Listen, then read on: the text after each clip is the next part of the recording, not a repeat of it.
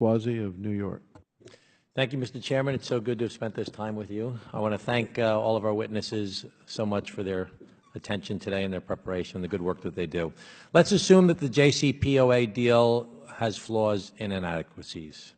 Let's assume that we will not walk away from the deal, especially after we've already given so much benefit to Iran in the form of monetary payments.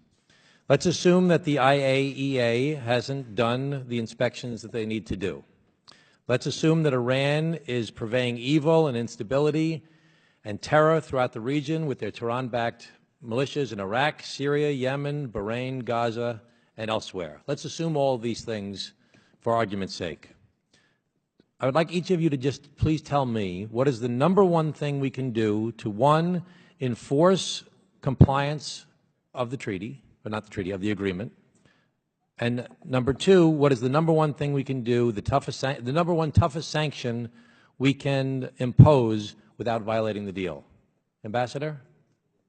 Number one, enforce the agreement. Number two, toughest sanctions without violating it. Use the Joint Committee process to start challenging Iran on all of these issues that we've talked about today. The militarization of the access to the military bases, the issues that have been raised by Mr. Albright, and some of the other actions that are in 2231, the UN resolution, and press the Iranians through that process, because at the end of that process, there are steps we can take short of walking out of the agreement that could limit some of our commitments. For example, to provide them technical economic trade. Okay, so what's the number one thing we should do? Is use the Joint Committee to? Use the Joint Commission to challenge Iran's violations in behavior. That's on the agreement, on the large. And what would you say the number one violation is? I would say it's the missile program. Okay. First, I would say, right. Put your speaker on, please. U.S. should change its policy that it no longer accepts the sunsets, and then work with its European allies to try to create a joint position on how to. Okay, so that wouldn't be enforcing the existing deal. That would be to change the deal. Well, that's right, to change the deal. Okay. To enforce it, certainly what the ambassador said about using the Joint Commission to try to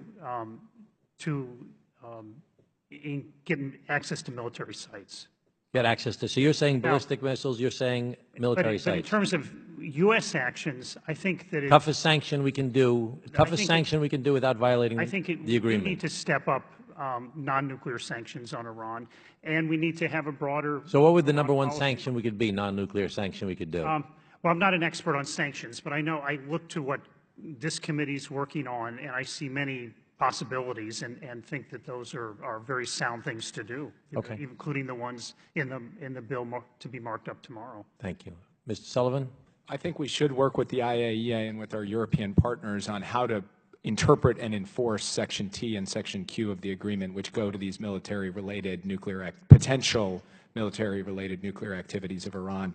And in terms of additional sanctions that we can impose that are compliant with the JCPOA, I think that our key two areas of focus should be economic pressure around Tehran's proxies, meaning trying to disrupt the financial flows and the means of payment from Hezbollah to its proxies in Syria. Through the State Department and the Treasury Department? Through the Treasury Department, chiefly. Okay. I mean, I believe that our Treasury Department is gold standard when it comes to disrupting illicit financial flows if they have the resources and the authorities they need to go do it. And I think we should give that to them. And then I also believe that we should be thinking about how you tighten the screws on the supply chain for ballistic missiles. Okay. Thank you, Mr. Chairman.